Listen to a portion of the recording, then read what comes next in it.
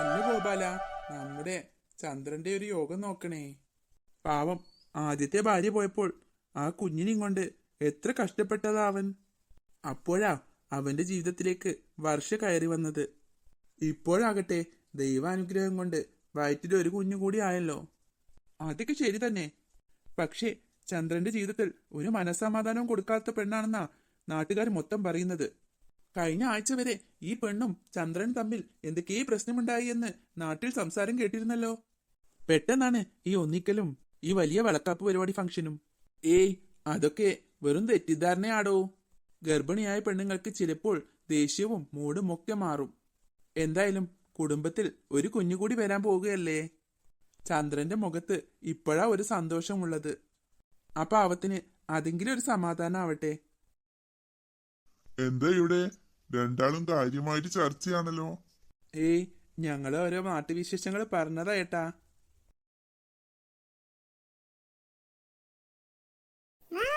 Super ആയിട്ടുണ്ട്. എങ്ങനെയുണ്ടെന്ന് നോക്കൂ മേഡം. അല്ലെങ്കിലും എന്റെ മമ്മി സുന്ദരിയല്ലേ? മമ്മി മാത്രമല്ല, മോളും നല്ല സുന്ദരിയായിട്ടുണ്ടല്ലോ. അതെ അതെ, രണ്ട് കുട്ടികൾ സൂപ്പർ ആയിട്ടുണ്ട്. ഈ ആന്റിയുടെ മക്കളാണോ നിങ്ങൾ രണ്ടുപേരും? നോ, ഞാൻ മാത്രമാ എന്റെ മമ്മിയുടെ മോള്. അത് എന്റെ അനിയത്തിയുടെ മോളാ. രണ്ടുപേരെയും കണ്ടിട്ട് ഒരേപോലെയുണ്ട്, അതുകൊണ്ട് ചോദിച്ചതാ. മാം, ആ ചുണ്ടൊന്ന് കാണിച്ചേ. മാമിന്റെ ചർമ്മം നല്ല സോഫ്റ്റ് ആണ്. മാം, മുഖത്ത് എന്തെങ്കിലും തേക്കാറുണ്ടോ ഇങ്ങനെ സോഫ്റ്റ് വരാൻ? ഏയ് ഇല്ലില്ല, ഇതെനിക്ക് ജന്മനാ കിട്ടിയ സൗന്ദര്യവാ. ഞാൻ കുറെ പേര് മേക്കപ്പ് ചെയ്തിട്ടുണ്ട്, പക്ഷേ ഇത്രയും സൗന്ദര്യമുള്ള ചർമ്മം ഞാൻ ആദ്യമായിട്ട് കാണുന്നതാ. അത് പിന്നെ എന്റെ അമ്മ നല്ല സുന്ദരിയായിരുന്നു. ആ സൗന്ദര്യവാ എനിക്കും കിട്ടിയിരിക്കുന്നത്. വേറെ എവിടെയെങ്കിലും പോയാലേ ചിലവർക്കൊക്കെ കുഞ്ഞി കണ്ണുകളാവും. മാമിന്റെ വിടർന്ന കണ്ണുകൾ അതും അടിപൊളിയായിട്ടുണ്ട്. ശരിക്കും പറഞ്ഞാ നീ ഇപ്പോ മൊത്തത്തിൽ എനിക്ക് കണ്ണ് തട്ടുവോ? ഇല്ല മേഡം, ഞാൻ ചുമ്മാ പറഞ്ഞതാ. ക്ലിയർ ചർമ്മമായതുകൊണ്ട് എനിക്ക് ഒരുപാട് മേക്കപ്പ് ഒന്നും ചെയ്യാനില്ല. ഏയ്, നല്ലപോലെ ചെയ്തോളൂ, ഒട്ടും കുറക്കണ്ട. Okay ma'am. എല്ലാവരും എന്റെ സൗന്ദര്യം കണ്ട് അന്തം വിട്ട് നിൽക്കണം.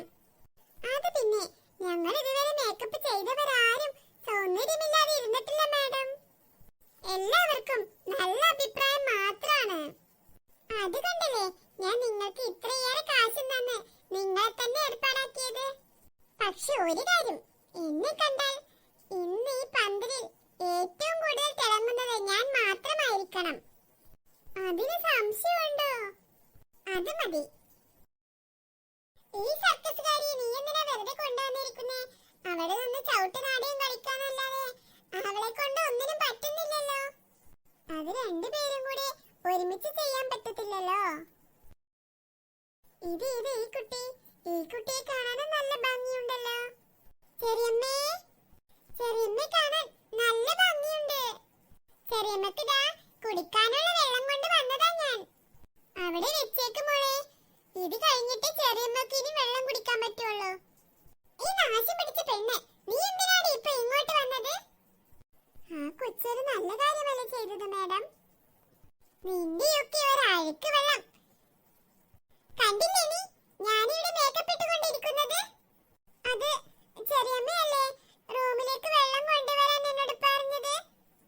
അതിന് നീ മനഃപൂർവ്വം എന്റെ മേക്കപ്പ് കൊളവാക്കാൻ വേണ്ടിയല്ലേ ഇപ്പൊ വന്നത് വെള്ളം കൊണ്ട്? ആന്റി, ഇവളുടെ പഴഞ്ചിൻ കുപ്പായം കണ്ടോ? നമ്മുടെ വളക്കാപ്പ് പന്തലിൽ ഇവളുടെ വേഷം കണ്ടാൽ നാട്ടുകാർ കളിയാക്കില്ലേ? പോയി വല്ല മൂലയിൽ ഒളിഞ്ഞിരിക്കാൻ പറയാണ്ടി. അതെ മമ്മി, ആ പൗഡർ ടിപ്പില്ലേ, അതങ്ങ് എടുത്തു കൊടുക്ക അവൾക്ക്. അങ്ങോട്ട് വാരി പൊത്തി കൊടുക്ക്. അവളുടെ ആ കറുത്ത മോന്ത ഒന്ന് ഇത്തിരി വെളുക്കട്ടെ. എന്നാലെങ്കിലും ഞങ്ങളുടെ കൂടെ നിൽക്കാൻ പറ്റിയ ഒരു മോന്തയാവട്ടെ അവളുടേത്. മമ്മി, ഞങ്ങൾക്ക് നാണക്കേടാ മമ്മി മുത്ത് ഞങ്ങളുടെ കൂടെ നടക്കുന്നത്. അതെ അതെ, അവൾ ഈ വീട്ടിലെ വേലക്കാരിയാണെന്ന് പറയാൻ കൂടി നാണക്കേടാകും. നീ അസത്തെ കേട്ടല്ലോടി നീ എന്റെ മക്കൾ പറയുന്നത്? എന്റെ വയറ്റിലുള്ള കുഞ്ഞ് കുഞ്ഞുകൂടി ഇങ്ങോട്ട് പുറത്ത് വരട്ടെ, അപ്പൊ കാണിച്ചു തരാം ഞാൻ. നിനക്ക് ഈ വീട്ടിലെ പട്ടിക്കൂട് പോലും തരില്ല, നോക്കിക്കോ. നിന്ന് മോങ്ങാതെ ഇവിടുന്ന് ഇറങ്ങിപ്പൊടി. അവർക്കെല്ലാം ഞാനിങ്ങനെ നിൽക്കുന്നത് നാണക്കേടാവും. എന്റെ അച്ഛൻ മറന്നതാവും എനിക്ക് മാത്രം ഡ്രസ് എടുത്തു തരാൻ. പാവച്ചൻ, ചിലപ്പോ അച്ഛന്റെ കയ്യില് പണമൊന്നും ഉണ്ടാവില്ല, അതാവും.